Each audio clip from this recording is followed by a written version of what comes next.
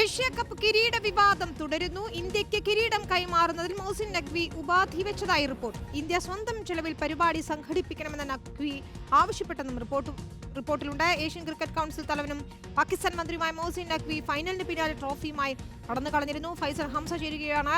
ഫൈസൽ, ഏതായാലും ഈ ആവശ്യം ഇന്ത്യ അംഗീകരിക്കില്ല എന്നുറപ്പാണ്. BCCI നിയമപരമായ നടപടികളുമായി മുന്നോട്ട് പോകുന്നു. മാത്രമല്ല, ഏഷ്യൻ ക്രിക്കറ്റ് കൗൺസിലിൽ ഈ വിഷയം നിയമപരമായി തന്നെ ഉയർത്തുന്നതിനുള്ള ശ്രമങ്ങളാണ് ഉള്ളത് എന്ന് മനസ്സിലാക്കുന്നു.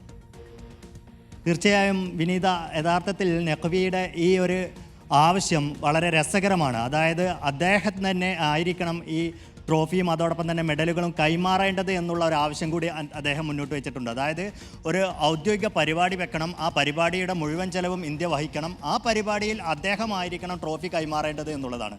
ഒരു കാരണവശാലും BCCIയോ അല്ലെങ്കിൽ ഇന്ത്യയോ ഈ ആവശ്യം അംഗീകരിക്കില്ല എന്നുള്ളത് ഉറപ്പാണ്. മാത്രമല്ല, ഈ ട്രോഫിയുമായി അദ്ദേഹം കടന്നു കളഞ്ഞതിന് തൊട്ട് പിന്നാലെ പ്രധാനമന്ത്രി ഇന്ത്യൻ ക്രിക്കറ്റ് താരങ്ങൾക്കും ഇന്ത്യൻ ടീമിനെയും അഭിനന്ദിച്ച ഒരു പോസ്റ്റ് ഇട്ടിരുന്നു എക്സിൽ.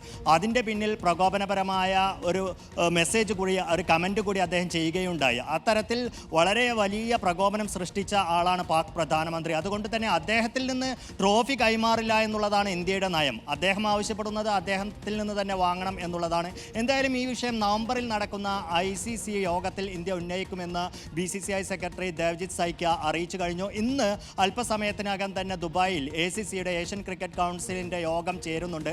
ആ യോഗത്തിലും ചൂടേറിയ ചർച്ച ഈ വിഷയം തന്നെയായിരിക്കും എന്നുള്ള കാര്യം ഉറപ്പാണ്. പക്ഷേ അവിടെ സ്ഥാനം വഹിക്കുന്നത് ഈ നഖ്വി ആയിരിക്കും, മോഹ്സിൻ നഖ്വി ആയിരിക്കും എന്നുള്ളത് കൊണ്ട് തന്നെ അതിൽ വലിയ മാറ്റങ്ങളൊന്നും ഉണ്ടാവാൻ സാധ്യതയില്ല. എങ്കിൽ പോലും ICCക്ക് മുന്നിൽ കൃത്യമായി ഈ നഖ്വിയെ തുറന്നു കാണിക്കുക എന്നുള്ളതാവും ഇന്ത്യയുടെ നയം.